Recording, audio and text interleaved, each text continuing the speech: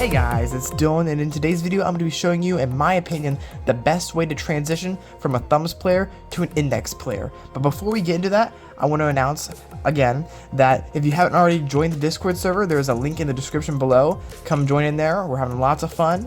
But what's even bigger is in there we are doing community tier lists, which is kind of my way of creating not really an objective, but a mostly objective tier list where we combine the ideas of a bunch of people who actually play the game and get all their opinions and even it out into a nice tier list. So if you want to hop in there, I've got these forms. You just simply click on one. They are alphabetical order, so you can rate all the number songs, you can rate all the A songs, the B songs, the C songs, and basically I take all the votes, and whichever one has the most, I put that as the star in the tier list, and you can go fill out the forms and have a say in what it gets ranked as. It's very interesting stuff. I think it's pretty cool to see how the statistics kind of line up. But yeah, let's get into the video. Alright, so the first thing that you need to make sure you have is a proper setup. And now this includes having your phone on a sturdy table. I recommend having just a nice area where you can sit down and play casually, but also seriously at the same time. It also helps to have something behind your phone. Now you can't see it, but this bar right here is actually the bottom of my keyboard. Having something to press the back of your phone against is nice so that it doesn't slide around. But what I'm going to tell you is if it grips already, good for you. But if it doesn't, if your case is still slippery, here's a strat you can do. I have this scotch tape here, and this is what I use for my videos. And basically you just take off a bit of tape right here. And okay, this is actually the end of the roll, which is kind of awkward. But basically you just take the tape here, and it's kind of hard to see because it's clear. I'll try and do it off the side here. And you're going to roll it up into a circle like that. So you have kind of this loop of tape. It's double-sided. You can also use double-sided tape. That eliminates the need to do this. But you can roll it up like that. And then basically you just place it on the four corners of the back of your phone. For me, 3 because my camera takes up one of them. But yeah, you just place it on the back corners. And then you can tape your phone down to your desk. And there is zero movement. This thing is not sliding anywhere no matter how you swipe it. It's not going anywhere. It's solid. And it makes for a much more comfortable experience when playing. You can do all your swipes and rails easily. Along with that, having a nice amount of wrist space is also very important. I think being able to rest your wrists on the table is nice for being able to, get those nice spam moments in without losing stamina. If your wrists are hanging out the table, that's going to be putting a lot of pressure on your wrists. They're going to be blowing out a lot sooner. And when you're doing more serious patterns, that's going to hurt in the long run. Okay, so the next thing is just getting used to the feel.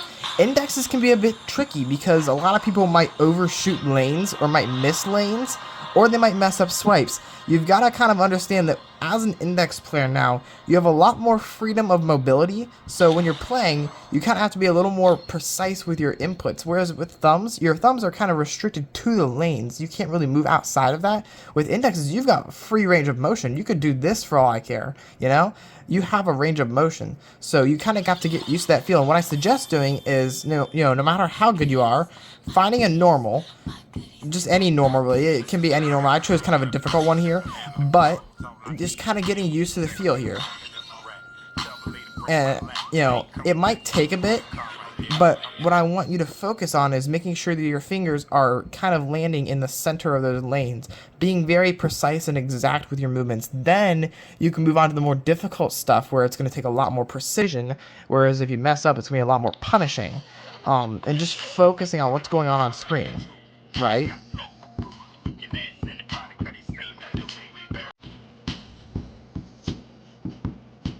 One thing that you will find annoying as a starting index player and something you have to be cautious for is your middle fingers, possibly even your ring fingers. These fingers are out to get you. They are trolls.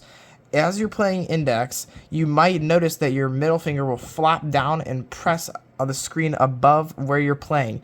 That's a misinput. It's annoying. It's frustrating, but what you have to kind of get into the rhythm of doing is making sure that you kind of hold your fingers up. So I have my index fingers in the playing range. I got my thumbs back here kind of overlapped here. You can overlap them either way, but as you're playing index, you don't want to have clashing thumbs. So my thumbs kind of just naturally rest like this, and then having your other fingers up and out of the way so that even with your spamming, they're out of the way. That's very important. You do not want to have your middle fingers ruining runs. It'll look something like this. but you know, a little less exaggerated. But basically you'll tap and like it'll just brush on the screen. It's very annoying. Something you don't want to happen and something you gotta look out for. Alright, so the third thing you're gonna want to do is you're gonna want to head over to the settings menu. Your sync. Your sync might not be the same as it is on thumbs. Personally, me, I'm adjusted enough to the point where mine pretty much is the same. I can play both ways with the same exact sync. However, you might not be the same.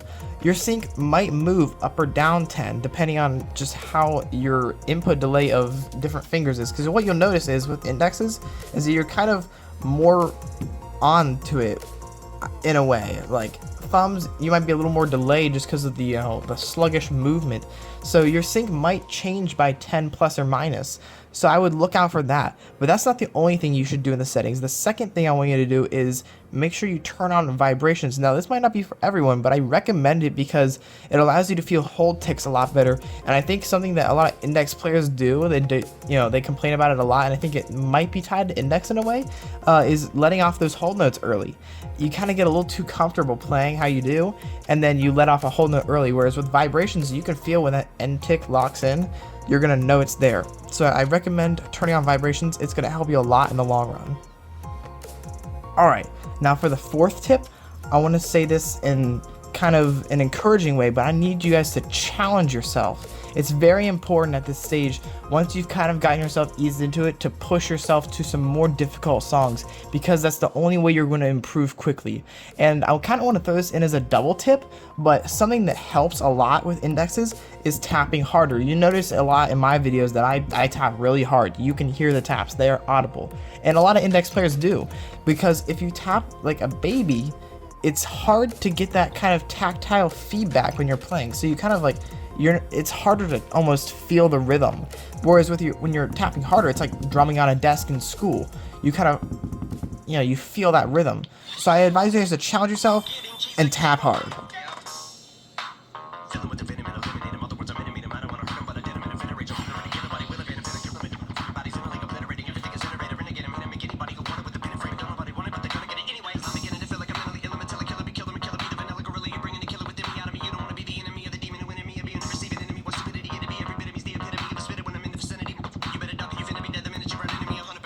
And what you'll learn is that indexes have a lot better stamina in the tank in the long run.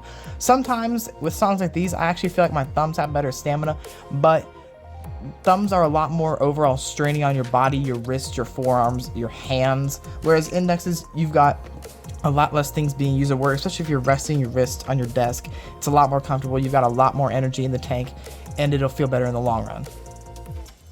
Alright, now the final tip I want to bring up is to take advantage of the middle finger. You have unlocked a secret power by switching to indexes, and that is an extra finger. Whether you're left-handed or right-handed, you have a middle finger. Hopefully, unless you're like, well, yeah. Hopefully you have a middle finger. But take advantage of it. Now, depending on if you're left or right-handed, this is going to be more awkward. Personally, I'm right-handed, and I can't hardly use my left middle finger at all. But what you'll see here is that my right middle finger, I take advantage of it heavily with these doubles. And you'll see in Hollow Bit I Named Deluxe, it comes in handy.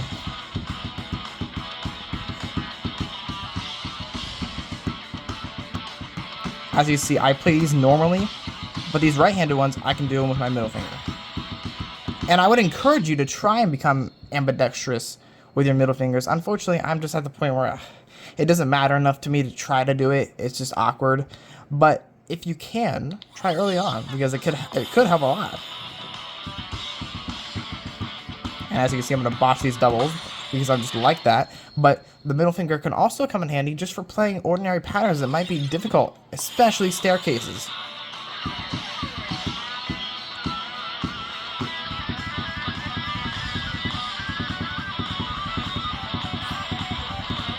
Like that. And I can keep going.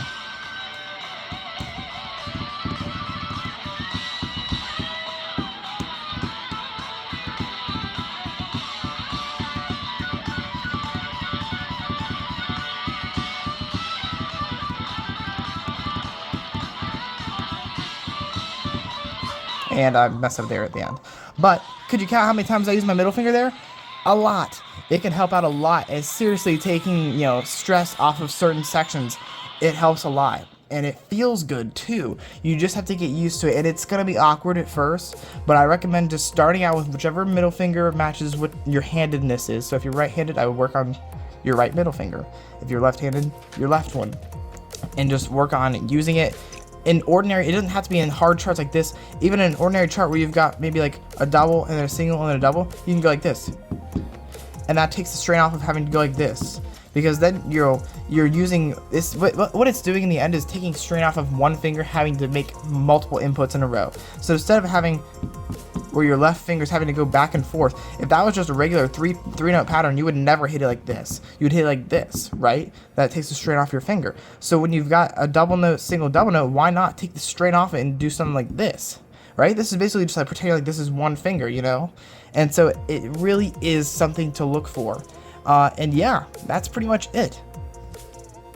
So thank you guys very much for watching this video. I hope these tips helped you if you're trying to make the move from thumbs to indexes. It's a big leap, but I do think that it eventually helps in the long run as a player trying to play more competitively. You're definitely going to see your scores rise as a result of the, you know, maneuverability that you gain with indexes. And yeah, hopefully you guys enjoyed the video, and I will see you guys in the next one.